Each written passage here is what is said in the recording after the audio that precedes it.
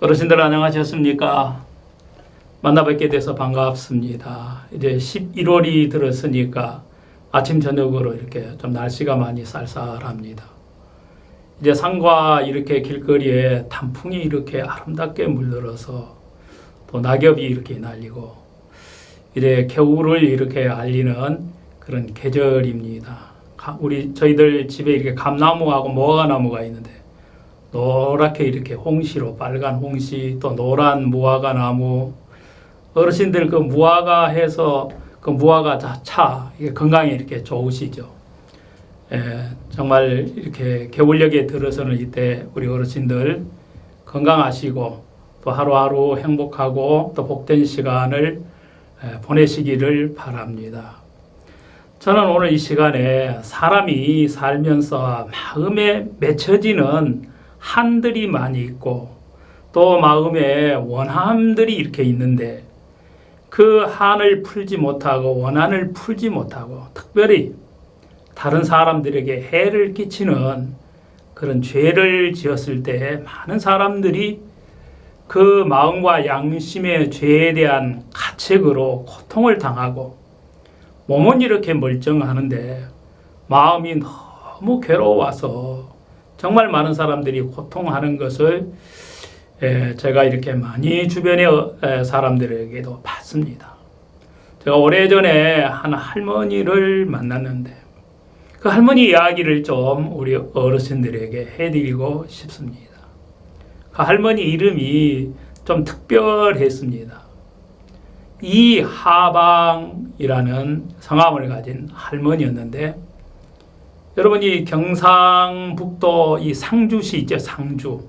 꽃감으로 유명한 그 상주에 사시는 이하방 아주 나이가 많은 할머니를 이제 뵀었는데 그 할머니께서 자기에게 일어난 그 마음에 맺혀진 죄의 가책과 인간으로서는 참아해서는 안 될 그런 일들을 하고 다른 사람에게 상처를 주는 그 일들 때문에 오랫동안 고통하고 괴로워하면서 남에게도 말도 할 수 없는 가슴앓이를 응어리처럼 이렇게 안고 계시다가 이렇게 또 상담을 통해서 그 마음의 응어리를 푸른 그 이야기가 생생해서 혹시 오늘 우리 어르신들 가운데서도 정말 지난 오랜 인생의 삶을 살아오는 동안에 마음에 억울한 점도 있을 것이고 섭섭한 것도 있을 것이고 원통한 것도 있을 것이고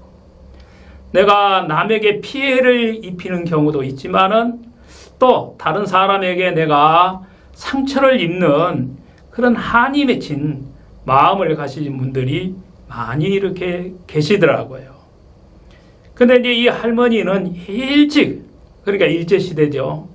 일찍 이렇게 시집을 가서 남편과 이렇게 단란한 가정을 이루고 이렇게 사는데 그 할머니의 남편 되시는 분이 어느 날 기침을 하고 몸이 야해지고 가래가 나고 그래서 나중에 알고 보니까 그 당시에 지금은 국가에서 다 약으로도 치료를 해주고 원만한 결핵은 약만 잘 먹어도 이게 나을 수 있는 병인데 그때는 그 병이 진짜 불치의 병처럼 여겨졌고 한 사람이 가족이 결핵에 걸리면은 전염성이 강해서 그 집안이나 이웃에 가까이 사는 분들에게 이 결핵이 전염이 되기 때문에 굉장히 사람들이 꺼려하였습니다. 그래서 이제 다 격리를 하고 이 남편의 결핵을 고치기 위해서 이 할머니께서 택방으로 좋다는 약을 다 써보고 다 해도 그때 결핵이 낫지를 않았어요. 그런데 어느 날 이제 남편은 점점 야유해 가고 기침이 심해져 가고 이러다가 우리 남편이 낫지 못하고 죽는 게 아니야. 이런 두려운 마음도 있고 남편 없이 어린 처자식과 어떻게 살아갈고 생각을 하니 앞이 정말 캄캄했습니다. 그런데 어느 날 누군가의 입에서 그 결핵에는 말이야, 좋은 특효약이 있대. 정말 물에 빠진 사람이 급하면은 지푸라기라도 잡는 심정으로 그 말이 이 귀에 이렇게 번쩍 들어온 거예요. 결핵에 특효약이 있어. 아니 좋다는 약을 원만한 약은 다 써봤는데 특효약이 뭘까? 아니 그래 그 특효약이라는 게 뭔데? 근데 그거 좀 이야기하기가 좀 그래. 아유 그냥 못 듣는 걸로 해. 그러면 그럴수록 더 궁금하고 더 알고 싶고 그런 특효약이 있다면 무슨 수를 써라도 내 남편을 살려야겠다는 이 하방 할머니의 간절한 마음이 저러고 또 저러고 글쎄 죽은 사람 소원도 들었는데 아이 사람아 산 사람 소원 좀 들어주게. 우리 남편 결핵으로 죽어가는데 남편 좀 살려야 되니까 남한테도 이야기 안 할 테니까 좀 가르쳐줘. 하도 사정을 하니까 이분이 좀 이야기하기가 뭐한데 근데 절대로 이거 내가 했다는 말을 이렇게 해서는 안 돼. 뭔데?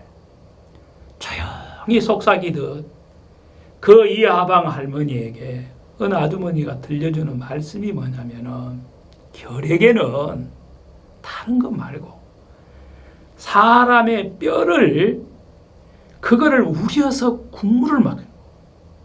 그리고 나중에 그 사람의 뼈를 갈아가지고 마치 미숫가루처럼 만들어서 물에 타가지고 이렇게 마시면은 그게 그렇게 결핵의 특효약이라고 그러대.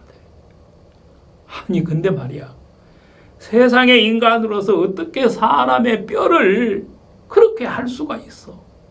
그 뼈를 또 어디서 구한다는 말이야. 아이고 내가 그 말만 들어도 소름이 끼쳐. 아이고 뭐 아무리 특효약이라고 그렇게 해도 내 살겠다고 그렇게 사람의 뼈를 어떻게 그럴 수가 있어. 인간으로 그거는 안 되지. 이 이하방 할머니도 놀랐어요. 아무리 특효약이라고 하지만 인간으로서는 그거는 할 수 없는 노릇이라. 또 유교 사상이 강한 그런 문화적 풍습 때문에 우리나라는 산 사람보다 죽은 사람을 더 공경하고 우대하고 그 돌아가신 조상이라도 묘 하나 쓰는 거, 제사를 하나 드리는 예법들 산 사람에게는 그렇게 안 해도 죽은 조상 앞에는 극진히 모시고 그러지 않습니까? 죽은 조상이나 윗어른들에 대한 그 험담을 하면은 그건 집안에 대대로 원수가 지는 그런 이제 시대였는데 이 이하방 할머니가 그 이야기를 듣고 난 후에는 고민에 빠졌어요. 그러기를 이제 시간이 흘러가는데 점점 남편의 병세가 심해져 가고 야 이러다가 진짜 우리 남편이 이제 죽겠구나. 아니 그런데 죽을 때 죽더라도 그 약을 한번 써봤으면 하는 마음이 한편에 있는 반면 세상에 어찌 내 남편 살리겠다고 죽은 사람의 뼈를 어디서 구해? 항상 무덤에 가서 사람의 뼈를 훔쳐다가 하는 수밖에 없는데 막 그 생각만 해도 몸소리가 치고 너무너무 두렵고 무서울 뿐만 아니라 양심에 너무 큰 가책이 되는 거예요. 안 되지. 그럴 수가 있나? 못해. 그렇게 고민을 하다가 어느 날 이 할머니가 마음을 정해서 그래도 사람을 살리는 것이 인간의 더 도리가 아닐까. 그래서 이렇게 이산 저산 이렇게 돌아다니다가 잘 관리가 안 된 어느 묘를 보고 난 후에 저기는 후손들이 잘 돌보지 않는 묘 같구나. 그래서 이제 날이 어둑어둑해져 가는 어느 날, 삽과 곡괭이와 호미를 가지고 아무도 모르게 그 산속에 있는 무덤을 찾아가서 그 무덤을 파헤치고 그 속에 남아있는 사람의 뼈를 몰래 가지고 왔어. 아무도 모르게. 그리고 그 뼈를 가마솥에 넣고 푹 물을 붓고 고아가지고 남편에게 주는 거예요. 여보, 이 참 결핵에 좋은 약인데 쭉 따뜻할 때 드십시오. 잘 들어, 이게 참 좋은 약입니다. 그러면은 당신 결핵이 낫고 우리 집안이 또 행복하게 살 수 있을 겁니다. 어디서 이런 좋은 거를 구해왔는데, 아이 글쎄 묻지 말고 쭉 드세요. 해서 그 뼈를 푹 고운 국물을 갖다가 여러 날을 이제 마셨습니다. 그 국물을 다 마시고 난 후에는 남 모르게 그 뼈를 가루를 만들어 가지고 또 그 뼈가루를 타서 남편에게 주었습니다. 남편은 그게 사람의 뼈인지 사람의 뼈 국물인지도 모르고 아내가 좋다고 하고 몸에 좋다고 하니까 그걸 먹었는데, 그럼에도 불구하고 결국은 남편은 세상을 떠났습니다. 남편의 장례를 치르고 난 후에 물론 슬픔도 크지만은 이제 그때부터 이 하방 할머니의 마음은 천근만근 무거운 거예요. 어디를 봐도 내가 사람으로서 해서는 안 될 천인공노할 일을 했다. 어떻게 내 남편 살리겠다고 다른 사람의 무덤에 뼈를 내가 훔쳐서 해서 이 죄는 하늘에서도 못 씻고 땅에서도 못 씻어. 그래서 가슴에 못이 박혀가지고 이 죄책감 속에 덜 괴롭게 지냈습니다. 아무리 즐거운 일이 있고 기쁜 일이 있어도 그 남의 무덤에 뼈를 갖다가 훔쳐서 그 했던 그 죄가 떠오를 때마다 이 하방 할머니는 너무 괴로웠던 차예요. 정말 마음의 고통과 죄의 가책으로부터 해결할 수 있는 상담자를 만났습니다. 인생의 멘토를 만난 거예요. 정말 이분이 어느 누구에게도 하지 않았던 마음을 털어놨습니다. 근데 이제 그 후에 그 이하방 할머니 남편은 죽었지만은 아들이 있었어요. 그렇게 공부도 잘하고 인물도 좋고 그래서 사범대를 가서 학교 선생님이 되었어요.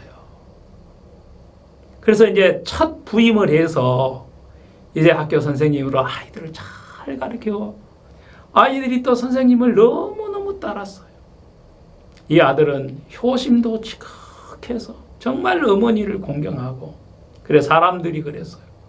아이고 이하방 저분은 남편 복은 없어서 자식 복을 받아서 어찌 저리 인물도 좋고 공부도 잘하고 학교 선생이 됐는데 저렇게 어머니를 잘 섬기다니 그래도 복을 입은 거야. 첫 여름방학이 되어서 어느 날 이 선생님 되는 아들이 어머니 너무 더우니까 저 저수지에 가서 목욕 좀 하고 오겠습니다. 어이 다녀오너라. 그런데 1시간, 2시간, 3시간 점심 먹고 갔는데 저녁 때가 돼도 안 돌아오니까 무슨 일인가 해서 저수지를 가봤더니 옷은 있고 신발은 있는데 사람이 없는 거예요. 나중에 보니까 그 저수지에서 들어갔다가 익사를 한 거예요. 아들이 죽었다 이 말입니다. 이 할머니가 그 아들의 장례를 치르면서 시체를 부여안고 방성대곡을 합니다. 내 탓이요. 내 죄 때문에 내 아들을 죽었구나. 이 할머니는 평생의 그 한을 안고 그 죄를 안고 그 고통과 슬픔을 안고 나이가 많도록 그렇게 해서 제가 만날 때 그분이 한 80이 넘었더라. 그러니 이제 어르신이 마음의 죄를 씻고 마음의 그 고통에서 벗어나는 길을 발견을 한 거예요.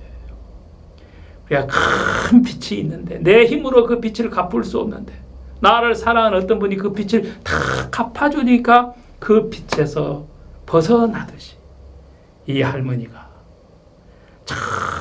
하늘에 있는 그 우리 이 우주 만물을 창조하는 조물주께서 우리 인간의 죄를 다 사하시고 우리를 사랑하셨다는 그 말씀을 들으면서 눈에 보이지 않지만은 조물주가 내 모든 마음의 죄도 다 그 아들을 보내서 사해 주셨구나. 그 말씀을 듣는데 마치 빚을 누군가 다 갚아줘서 나를 빚장애에서 벗어나 자유롭게 하듯이 마음에 엉어리진 죄, 가슴에 못을 박아 떠나지 않는 죄에서 해방을 받고 남는 인생을 정말 복되게 이렇게 살다가 지금은 세상을 떠나셨습니다. 우리 어르신들, 사람은 누구나 살면서 죄를 짓습니다. 사람이 알든 모르든 본인은 압니다. 그 죄는 우리의 마음에 평안을 빼앗고 우리의 마음에 고통을 주고 불안을 주고 그리고 죄의 결과는 비참합니다. 저희들은 우리 어르신들이 이제 살아생전에 이 마음의 모든 죄의 가책으로부터 두려움으로부터 고통으로부터 정말 해방을 받고 평안한 마음으로 살 수 있는 길이 있습니다. 그래서 이제 저는 많은 분들을 만나면은 조물주께서 어떻게 우리를 사랑하사 그 아들을 보내서 그 아들을 통해서 우리 죄를 사함을 받고 행복해지는지 그 길을 또 이야기도 하면은 어떤 분들은 이렇게 마음에 받아들여서 행복을 느끼기도 하고 어떤 분들은 잘 모르겠다고 하는 분들도 계십니다. 하여튼 우리 어르신들 또 이 가을에 늦가을에 건강하시기를 바라고 마음의 모든 고통과 매어있는 것들이 풀어져서 우리 어르신들의 남는 생애가 복되고 정말 이렇게 보람있게 남는 삶을 지내시기를 바라면서 오늘 이렇게 말씀을 강연을 마치도록 하겠습니다. 다음 시간에 또 뵙기를 바라면서 안녕히 계십시오.